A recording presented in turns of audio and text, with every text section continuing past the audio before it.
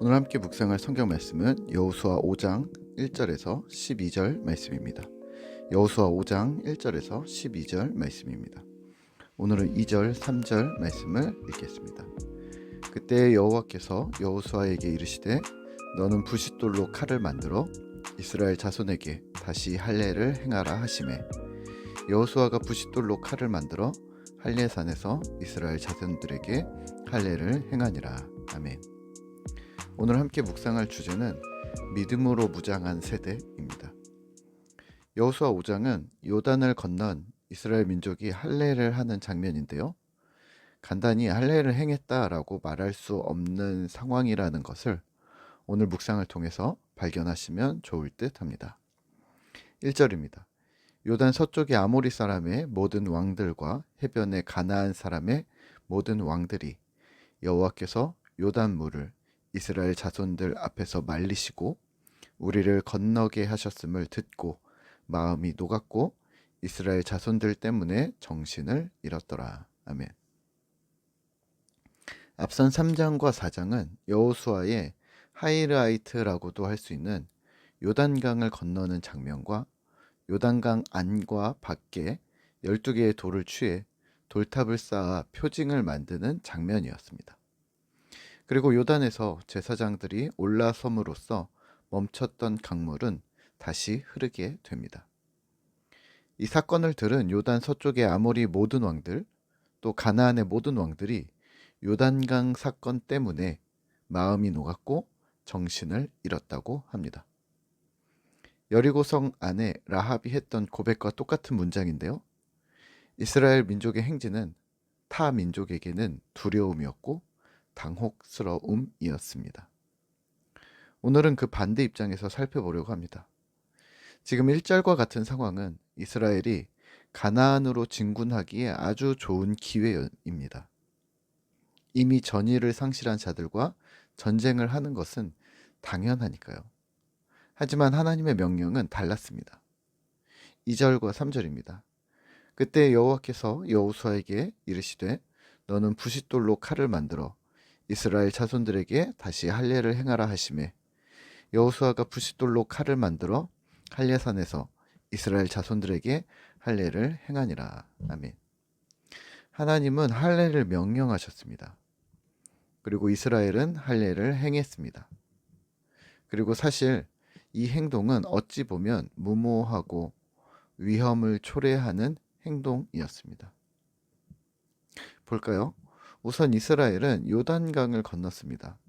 기적적으로 요단강이 멈춰 섰지만 모두 건넌 요단강은 다시 되돌아갈 수 없다는 말입니다. 퇴로가 막힌 거죠.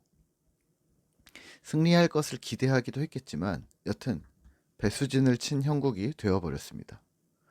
그럼 뭘 해야 할까요? 전진을 해야죠.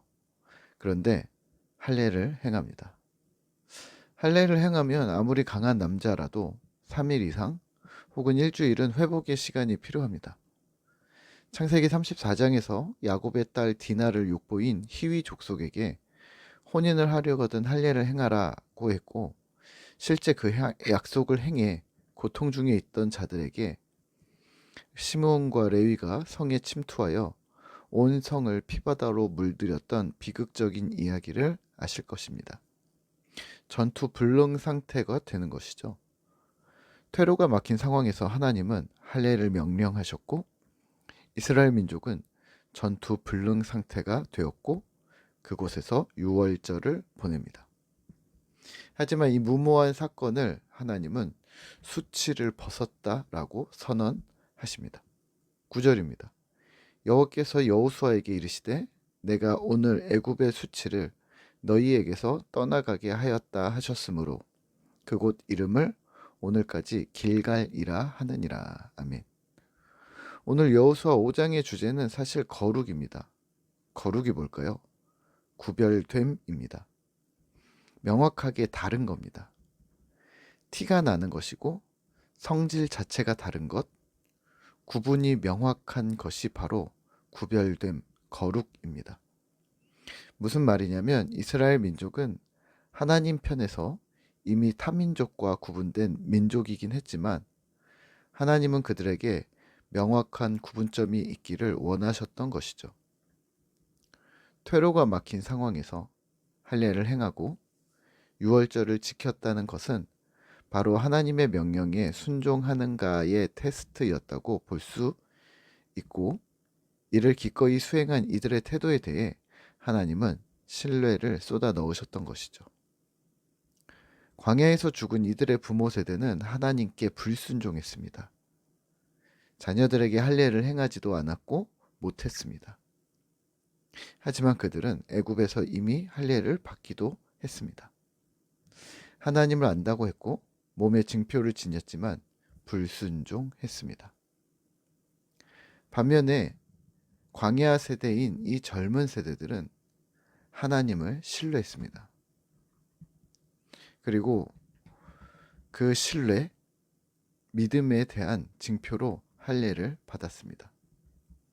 믿음으로 무장한 이 세대는 이제 세상으로 들어갈 준비가 끝난 것이죠. 그래서 10절에서 6월절을 지켰고 11절에서 만나 대신 가나안 땅의 소산물을 먹기 시작했지만 두렵지 않았고, 12절에서는 40년 동안 내렸던 만나가 그쳤습니다. 그러니까 그 길갈이라는 장소가 만나가 마지막 내린 장소이기도 했고 만나가 멈춘 장소이기도 했습니다. 애굽의 수치가 너희를 떠났다라는 말도 마찬가지입니다. 그곳의 불신앙이, 두려움이, 허울뿐인 신앙의 행태들이 이제 끝났다라는 말입니다. 몸만 애굽을 탈출한 것이 출애굽이 아니라 몸과 마음 그리고 신앙의 회복이 바로 출애굽이었습니다. 출애굽의 완성을 선포하신 것이죠. 애굽의 수치, 불신앙이 이제 도말되었다. 오늘 말씀을 묵상하며 우리는 무엇을 기억해야 할까요? 믿음으로 무장한 세대는 말씀이 우선순위임을 기억하시죠.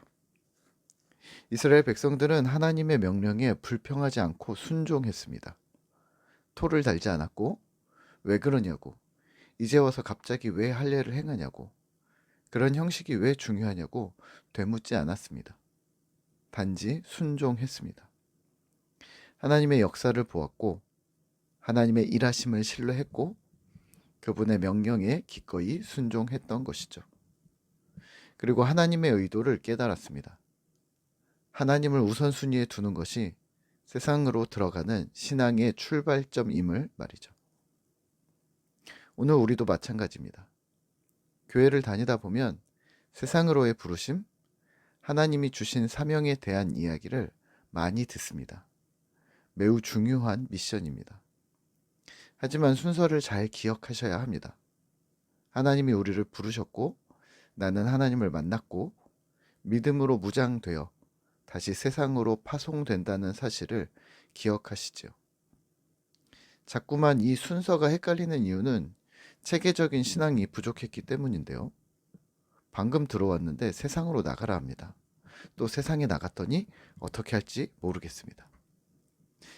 순서를 바로 잡으셔야 합니다. 믿음으로 무장된 세대는 거룩이 먼저였습니다. 하나님을 만나는 것, 그분과 동행하는 것에 대한 믿음이 먼저라는 말이죠. 항상 기본은 믿음입니다. 그리고 이 믿음을 우리는 신앙이라 부르고 말씀이 기준되어 살아가는 삶을 신앙생활이라고 부릅니다. 새해를 시작하며 다시 초심을 다지셔야 합니다. 오늘 하루를 살아가기에 앞서 나는 신자로서 2025년을 어떻게 보낼 것인가? 하나님이 나에게 요구하시는 이 한 해의 사명은 무엇인가? 그분의 뜻을 찾기 위해 기도도 하고 신앙의 결심도 하고 그 음성 듣기를 더욱 힘쓰는 소중한 1월이 되시기를 기도합니다.